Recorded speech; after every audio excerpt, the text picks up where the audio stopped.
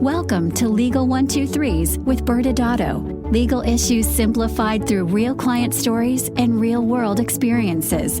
Creating simplicity in 3, 2, 1. Well, welcome back to another episode of Legal 123s, the ByrdAdatto. I'm your host, ByrdAdatto, with my co-host, Michael Byrd. As business attorneys for healthcare practices, we meet a lot of interesting people and learn their amazing stories. This season's theme is asking for a friend. We will tackle questions that practices are sometimes afraid to ask. Now, audience members, remember, this is a safe place, and everyone knows it's not you asking the question if you say the magic, protective words that you are asking for a friend. Now, Michael, I'm super excited about bringing on today's guest for today's show. It's going to be fun. Yes, I am too, but I have a question for you first, Brad. Okay. Have you ever purchased a car without test driving it first?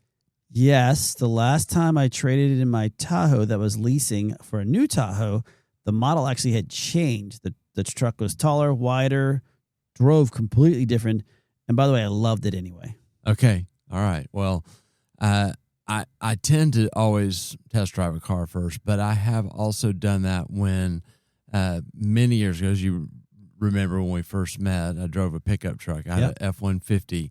And when my lease came up, I got the exact same F-150, same color, and I did not test drive that one. I could barely tell the difference other than just it was cleaner and had newer electronics in it. There you go. So would you agree, though, Brad, that it's generally a best practice to test drive a car before such a large purchase? Yes, I would agree that generally speaking, that would be good. Although I just ruined that recently because I just bought my daughter a Bronco, and I never drove it, and she drove it and liked it.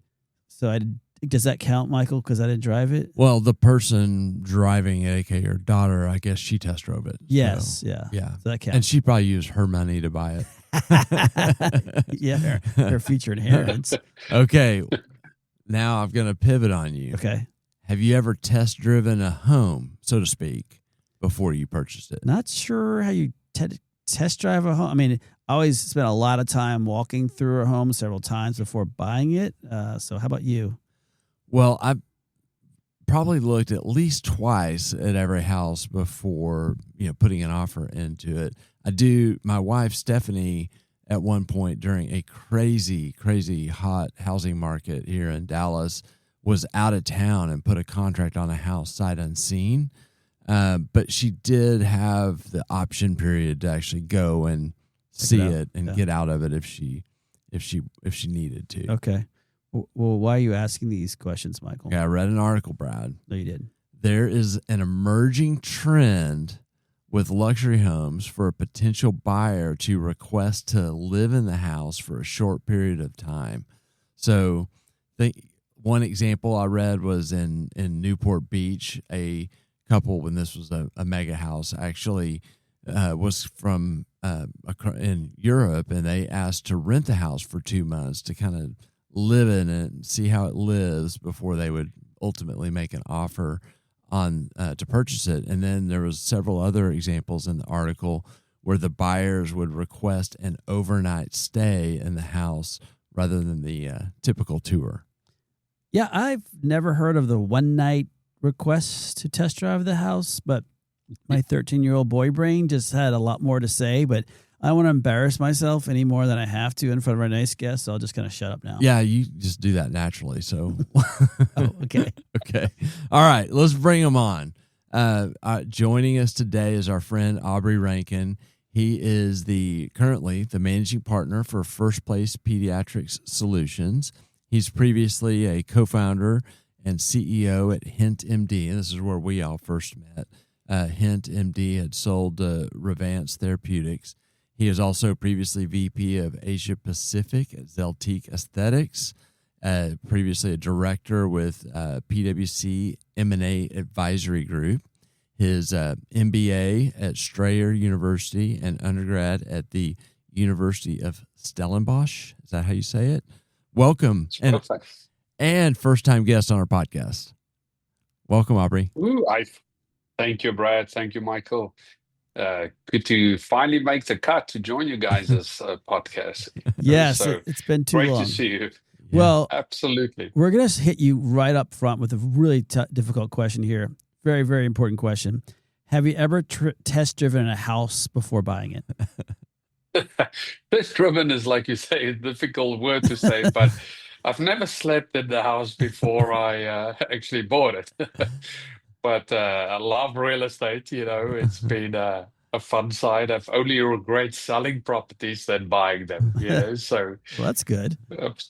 That is good. It absolutely. tends to be a good investment, although I went through a period of time where I chose to buy high and sell low. So low.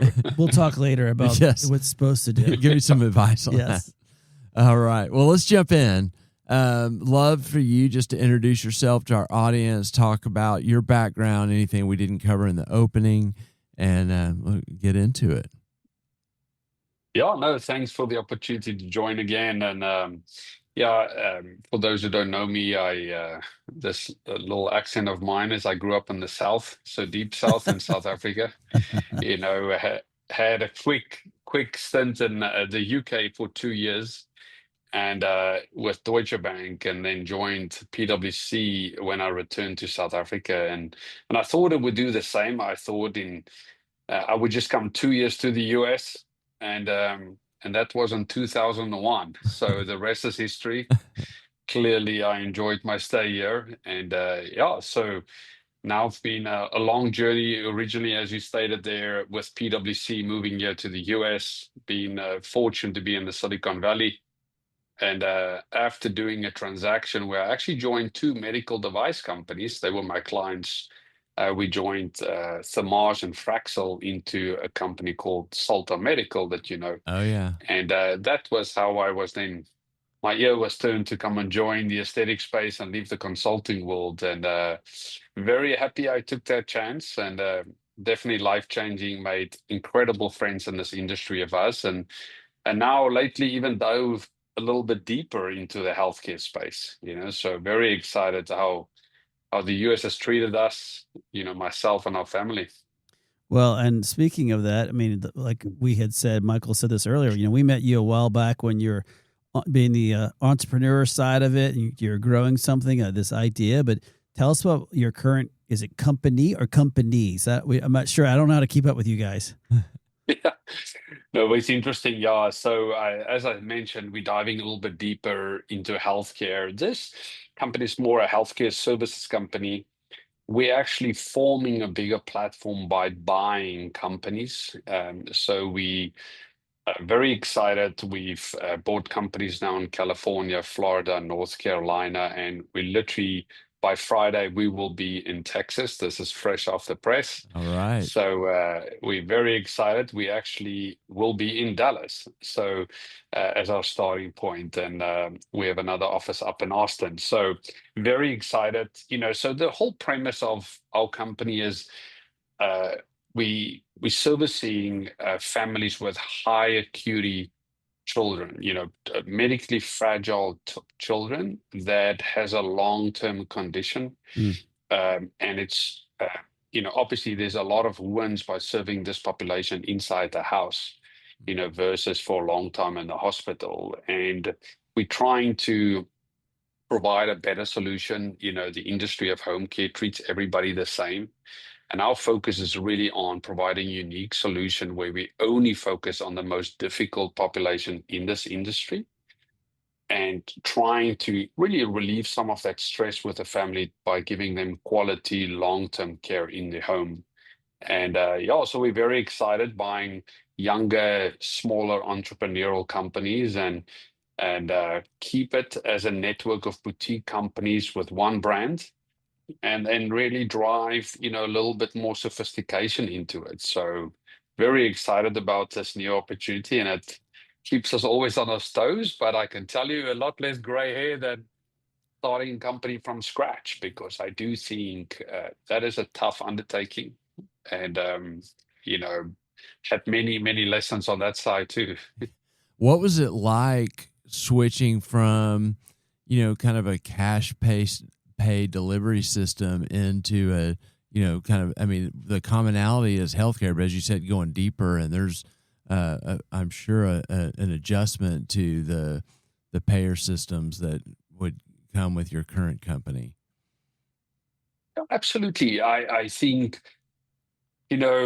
everybody else from the tech space is this world of almost perfection because you have so much competition in the cash-based side that you have to be the best to succeed. And unfortunately, healthcare and the nature of healthcare and the predictability of revenue streams, I think you see companies getting away with not delivering the utmost top that they should and being competitive because they have some moats around their businesses.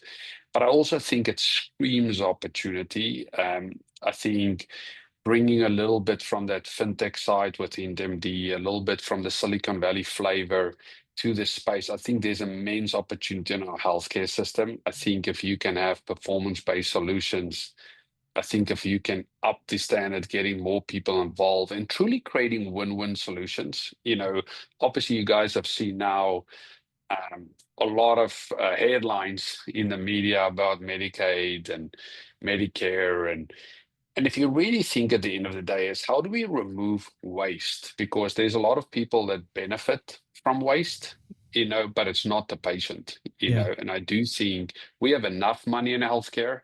We just have to get it to the right space. And I think, Michael, that is the plus side of being in healthcare. If you're doing it, you know what's coming. It's very predictable. The cash side is very tied to consumer optimism, how the economy is doing, where healthcare is a little bit more protected. But I do think it brings other challenges of attracting the best talent, finding solutions and breaking down incumbents, that created moats around their business to protect the easy revenue, But as an entrepreneur, when I saw this opportunity with my co-founder, who's had his whole life in this space and always his previous company that he founded from the ground, he really disrupted in the way they're doing it. And what we're trying to do now is bring that model up to more scale across the country. Mm-hmm. And I think that is probably the dream for any entrepreneur is like, you have a real problem and you have a real solution. But most importantly, if everybody wins, everybody wants you to be successful, so very exciting to go after this. I love that.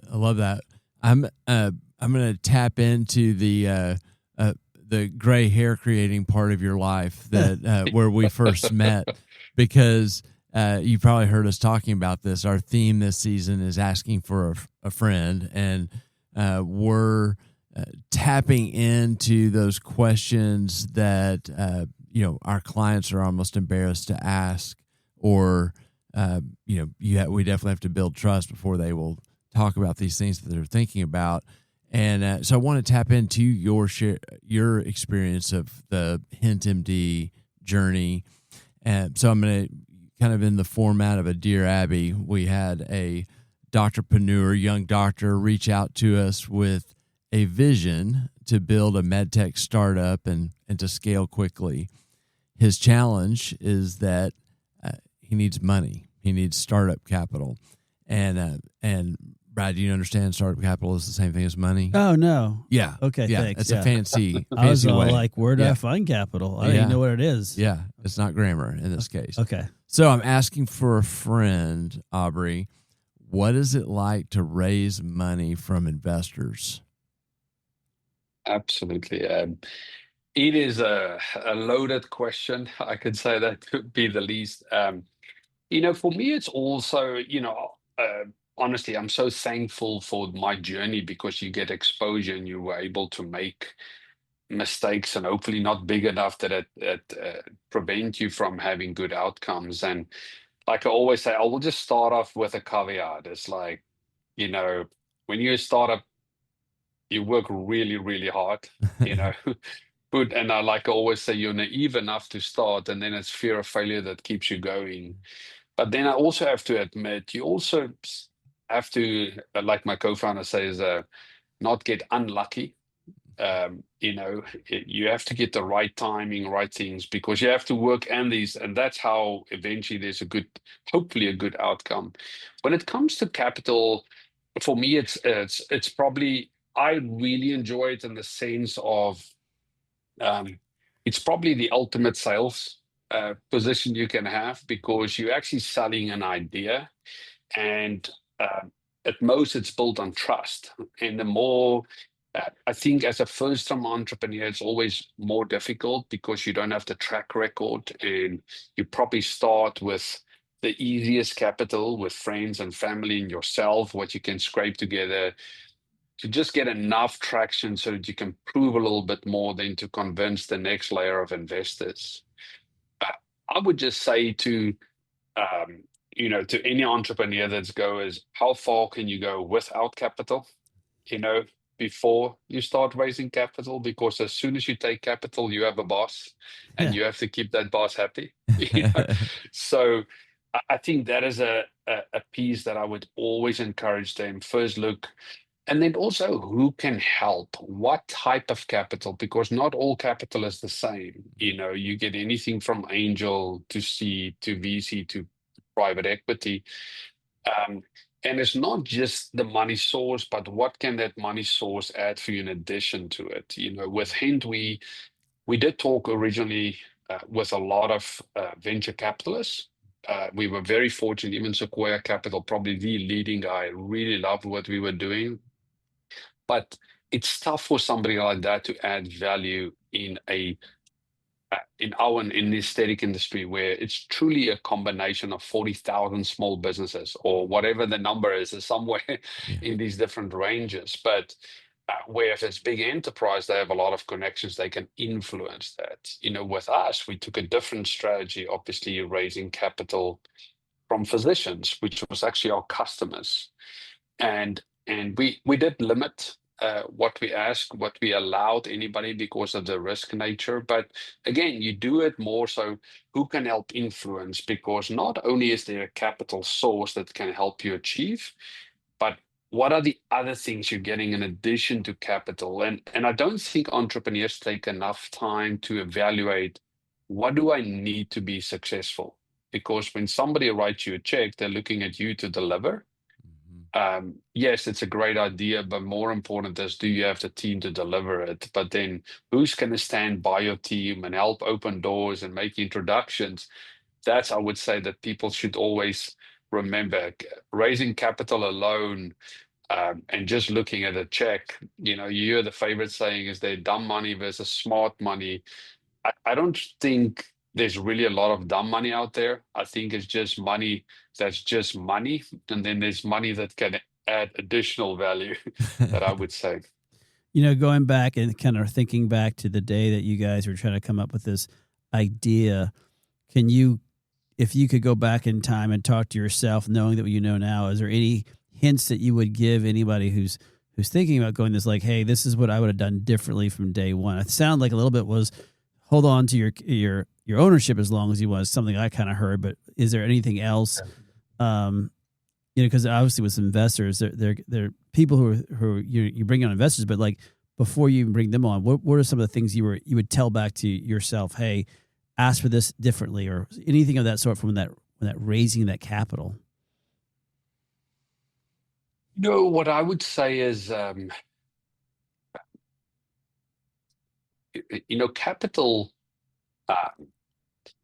It's when do you need capital, really capital, because I must say, I talked a couple of days ago with somebody, and we talked a little bit about the journey too. And I said, the advantage for us is we actually quit and then start a company, and we had no choice but to be successful, because after 3 months, the novelty wears off. You started a company, you're very excited, you move in an office. We actually moved into my house, and my wife later kicked us out. But, that's another story for another day. But that forces you to, and you've heard the word pivot. And then because you're in it, we started Hint off a little bit different business model, where we eventually ended out. And it's because when you're in the market and you're listening, you you're pivoting. It's a journey that you go and you see, oh no, yes, yes, yes, and then you're like, wow, the opportunity is really here because um, we were originally a treatment plan platform to make it easier for patients to understand. And then we found out the real challenge was,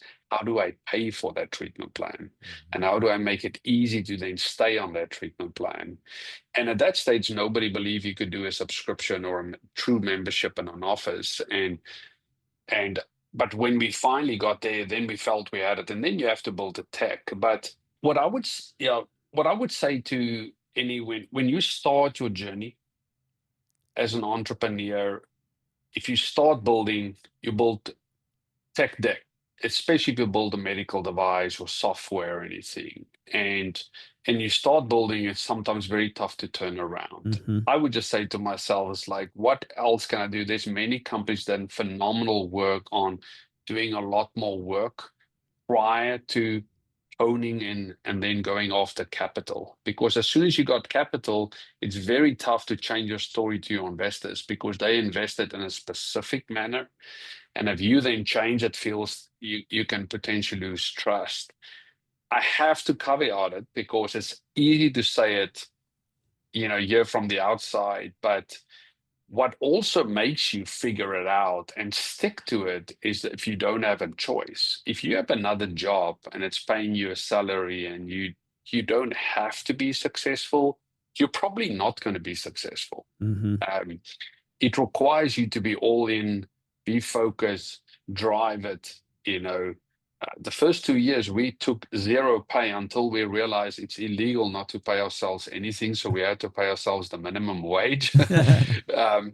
But that puts a lot of motivation and figuring it out. And I would just say, if you can, in summary, just if you can work a little bit more in the beginning and get people tell you why not. There's a lot of naysayers out there, so don't just believe them, but test your model against customers Yeah. because customers typically give you the right answer.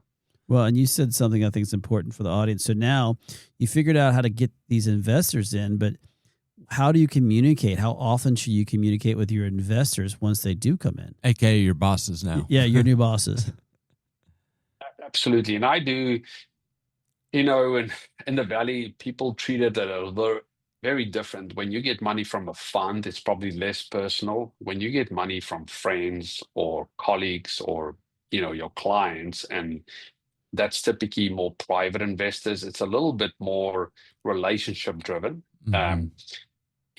I truly believe, like I said earlier, funding is all about trust. Do you trust me to give the best effort to make it work? Because most companies fail. So when you invest, there's a chance of failure. So, and most investors know it, but you want to show you tried everything humanly possible to make it work. So, and I think from that perspective, the trust factor. So we try to communicate every quarter. We write an update to our investors, so that you can take them on the journey with you, good and bad. Just tell them the reality. They want to be part. They potentially can be part of the solution. We had a phenomenal support that helped us and people steers. We actually went a step further. We actually invited your friend, Dr. Jay Burns, that's local there. Yeah. To come and join our board and represent all the physician investors. We wanted full transparency. We gave him permission to share with any doctor anything or any investor, because he was sitting in all our board meetings. And in fact, he was, which I really respected and I really wanted me, every board meeting was opened by him in prayer, and we always did it from the right principles in the company from the start. And I think we got highly blessed at the end. But I would just say, in later, we also had an industry partner on the board for a while through Mark Foley, who was a tremendous help. And again, transparency. We wanted trust on the board. We wanted transparency on the board. And then also later got a fintech advisor in Charles Moldau, who was from a bigger venture capitalist, but he personally invested, not the fund. So, you're trying to surround yourself with people that can advise you, but more importantly, help build that trust. Because When things go south, you wanted to make sure everything went well. And hey, when things go well, everybody's your friend. Yeah. That's the easy part. Talk a little bit. This is a last kind of wrap up question, but one of the things that stuck with me back when you were in this is listening to you and how thoughtful you were about spending or deploying the capital that you had raised. Y'all were really responsible from a budget perspective, and so talk a little bit about just that. What it's like when you have the money now, and so now you've got to go and use it efficiently. And, what lessons, could be learned from that part of it. Can I add in the question I think Michael's asking is, at what time do we buy the private plane? I think let's just cut to the chase. You like when you get the money day one, do you buy the private plane or do you wait like a few days? No, I would have loved if that was the case. I think even, the founders, the CEO, I was fortunate to have Boyan Kos as my co-founder, and because it's a roller coaster, you go up and down. And now when you get the capital, you feel even more responsibility. And like our CTO, Ben Deval he said, Aubrey, I can build you anything with time and money. And that's the problem, because you can burn through any amount of money you raise. Yeah. Many companies raise significant amounts of money and burn through it. I think what's important is focus. You have to stay highly focused on the key issue you solve, because every customer is going to ask you for 10 other features. We made some mistakes there too, because you're doing the journey, you want to please everybody. But I would say for any founder is stay focused, solve one thing first, be successful, then you can always solve more problems. And listen, startup is stressful enough. If you can try and, just stick to a few things versus more things, it's going to make your life easier. And just talk to other successful people. You can learn so much from them. You don't have all the answers. You think you have all the answers. You don't. Your customers have the most. I think our industry, especially the aesthetic industry, can learn a lot from that. We all come with great ideas, but if our customers don't support it, and listen, not all is going to support it, but you need to talk to enough to adjust your style, because that helps you stay focused and it helps you not spend the money. And I always love to be ahead of my plans. So I would definitely add with, people typically feel they have to make these huge promises, okay, because they feel that's going to justify the capital you're going to gain. I can tell you with our latest venture, First Place Pediatrics, we're actually doing the opposite. We have a saying internal, always like under promise, over deliver. And we really pay attention. I think we're very fortunate. That's why some people might call it sandbagging, but I would say our sandbag model should deliver the investor return, because then if you work harder internally, your investors will be ready for your next venture after this. So yeah.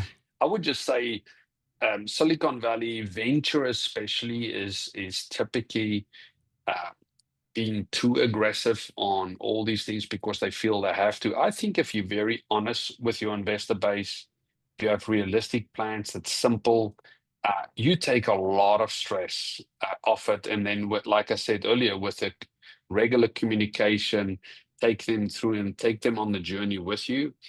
I think you'll have a ton of support and a lot more patience from your investors than when you do the opposite. I love it. Thank you. We, of course, once again, blew through our time. It was fascinating, Aubrey. I appreciate you joining us on the Legal 1-2-3s with ByrdAdatto. We are grateful for you and our friendship. We'll go to break, and then Brad and I will come back with a quick wrap-up. Thank you. Thank you, guys. Really great to be here. Many business owners use legal counsel as a last resort rather than as a proactive tool that can further their success. Why? For most, it's the fear of unknown legal costs. ByrdAdatto's Access Plus program makes it possible for you to get the ongoing legal assistance you need for one predictable monthly fee. That gives you unlimited phone and email access to the legal team. so you can receive feedback on legal concerns as they arise. Access Plus, a smarter, simpler way to access legal services. Find out more. Visit ByrdAdatto.com today. Welcome back to Legal 123's at ByrdAdatto. I'm your host, ByrdAdatto, with my co-host, Michael Byrd. Now, Michael, for those who don't know, this season our theme is asking her for a friend. We had a great friend come join us, Aubrey, coming in, really giving us some incredible knowledge, audience members. I mean, so much knowledge that we've actually run out of time to give our legal wrap-up. But one of the things that we wanted to note, he was talking about how one of his ventures, he brought in out some of his people who'll be utilizing his product, the doctors, and understand if that's a route you want to go, just hit that pause button before you have those doctors come and invest in something, because there's a ton of federal and state laws you have to be mindful of, especially depending on you're taking federal dollars. And so just be very mindful of that piece. But audience members, that's all the time we have. Wow, what a great show, Michael. And we are back next Wednesday where we're actually bringing on a lawyer, because we'll be asking for a friend how to learn about how to do estate planning properly with attorney James Atwood. Thanks again for joining us today. And remember, if you like this episode, please subscribe. Make sure to give us a 5-star rating and share with your friends. You can also sign up for the ByrdAdatto newsletter by going to our website at ByrdAdatto.com. ByrdAdatto is providing this podcast as a public service. This podcast is for educational purposes only. This podcast does not constitute legal advice, nor does it establish an attorney-client relationship. Reference to any specific product or entity does not constitute an endorsement or recommendation by ByrdAdatto. The views expressed by guests are their own, and their appearance on the program does not imply an endorsement of them or any entity they represent. Please consult with an attorney on your legal issues.